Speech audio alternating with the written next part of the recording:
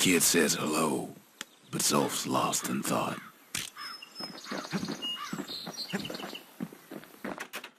Even since the Ura surrendered to us, the marshals kept a wary eye on him.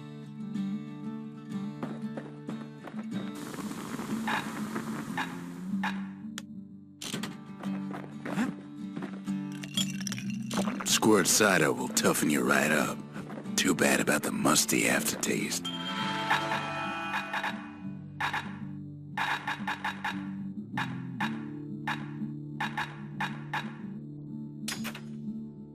It wasn't fixed, it was unbroken.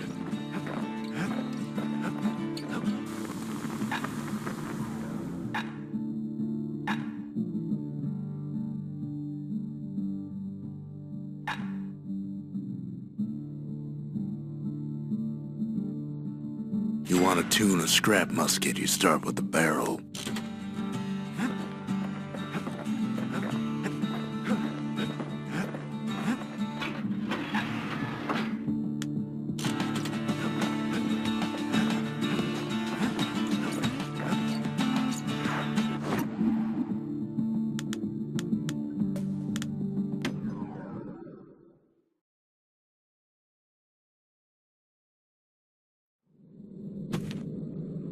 No use praying to the gods these days. No time for it either.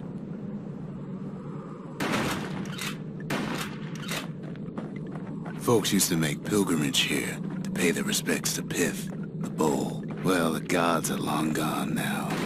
And the orchard core is long gone too.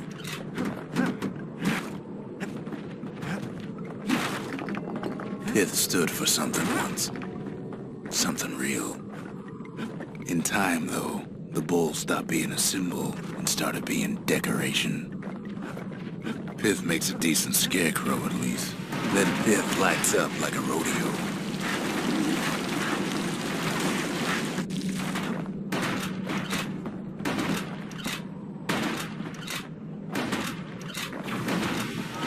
Ain't easy punching through his hide. Kid breaks him to bits. Must have been guarding that shrine. So what'll it be? Invoke the gods? Or tell them off? Pith. Kid don't need favors from the likes of Pith.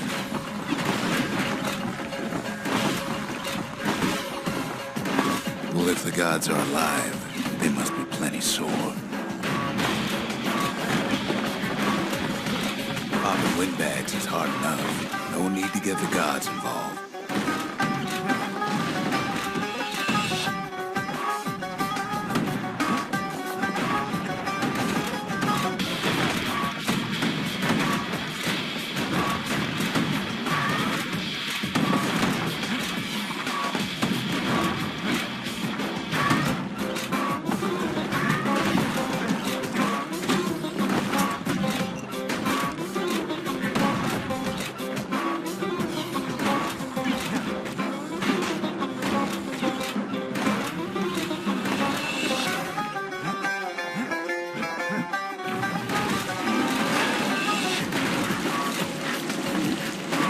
Things might have gone worse if Kid tampered with that shrine.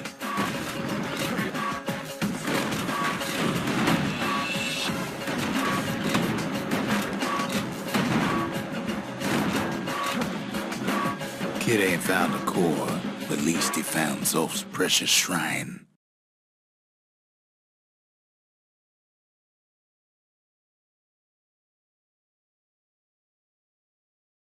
Now we can build a shrine of our own. Though I got some alternatives in mind.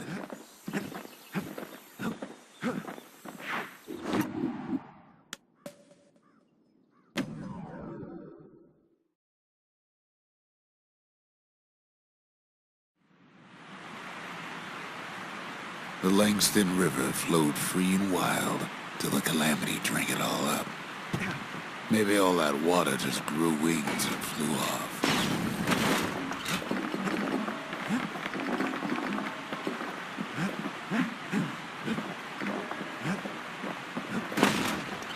Riverbanks swarming with windbags.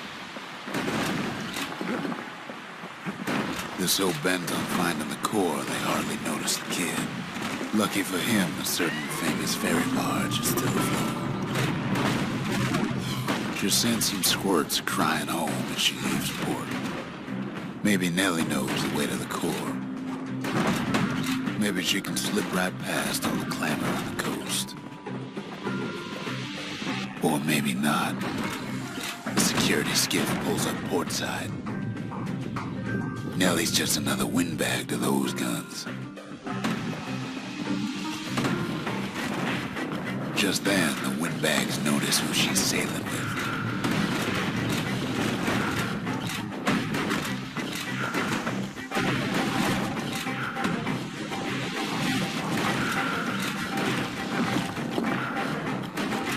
They try to cut her off.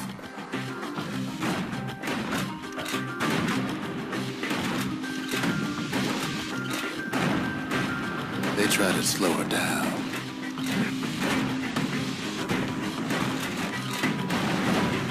They try to knock her out.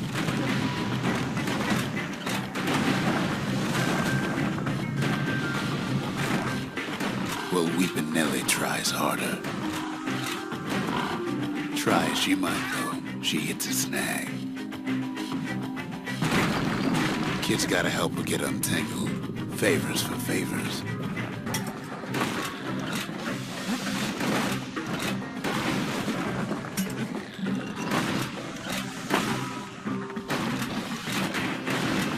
At least she picked a good spot for a break, 'cause the core's right there.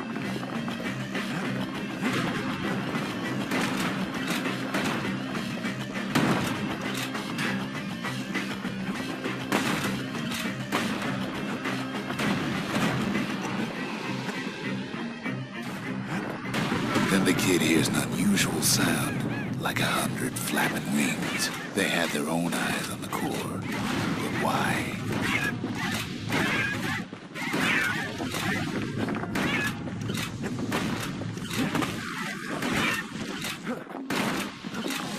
He finds Weepin' Nellie raring to go. Turns out she's got a special surprise for when the waters get rough. She's gonna need a little help with all them pickers. Crafty things think they're king of the roost now. Rest of us only wish we could fly in times like these.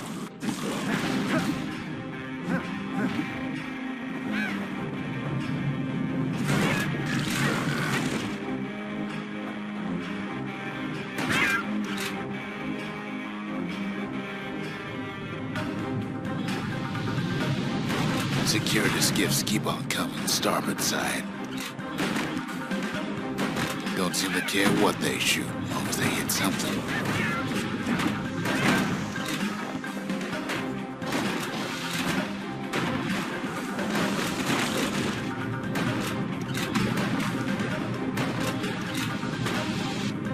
Windbags getting even better idea. They aim to smash Weepin' Nellie to splinters.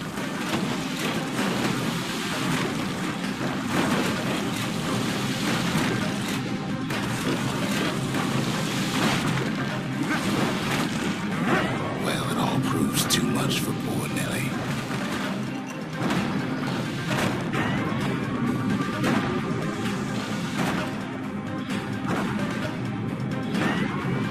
She's just got to make one last stop. With her last breath, Nellie gets the kid to solid ground. Solid ground in Pecker country. They want that core real bad. Seems a calamity ain't hurt Pecker's appetites.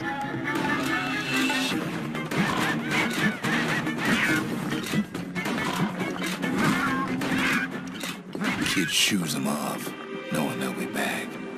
Know how many times Kid nearly fell off the barge back there?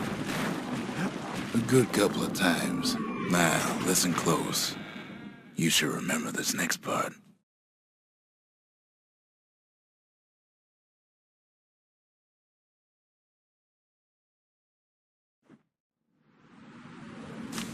Why go to Prosper Bluff? Used to take an enterprising man or a plain old fool to venture out that far.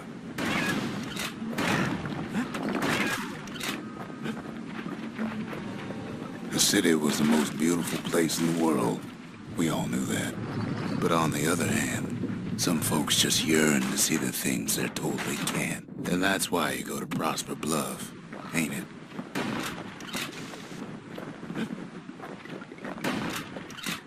There the kid hears something he ain't heard in a long while.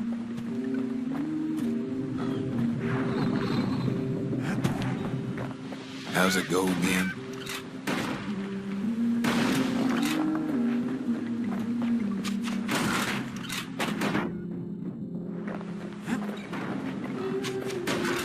Yeah, that's the one.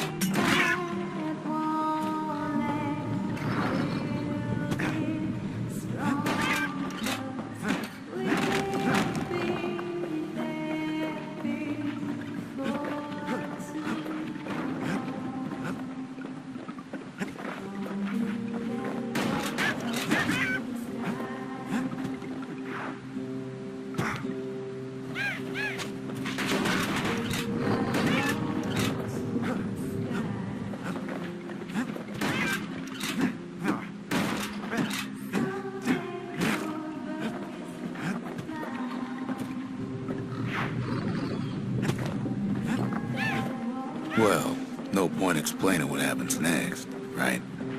Suffice it to say, kid ain't coming home empty-handed. And besides, it's like the song goes.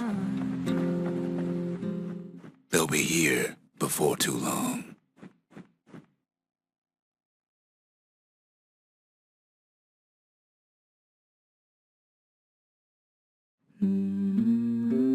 We darn near celebrated when the kid got back, didn't we? Zolf never thought he'd see a fellow or her again. We become fast friends. Calamity has that effect on people. But there was more to be done. There was one last core to find. A scientific journal written in Zolf's native tongue. He learned so much from it. Too much. If only I'd known half the secrets of the Calamity were tucked away in that book, I'd have worked to translate it right away. Most of the Ura never got a taste of Caelondia's fine goods, unless they were born and raised in the city like Zia here. Girl tried to run away from home one time, but the marshals stopped that, didn't they?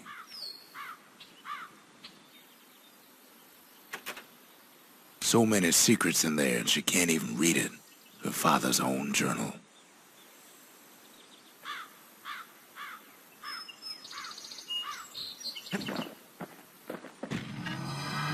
Kid's surprised when I tell him there's only one core left.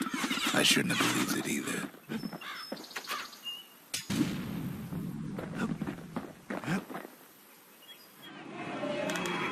The Masons. We built the city strong. Now there's only two of us.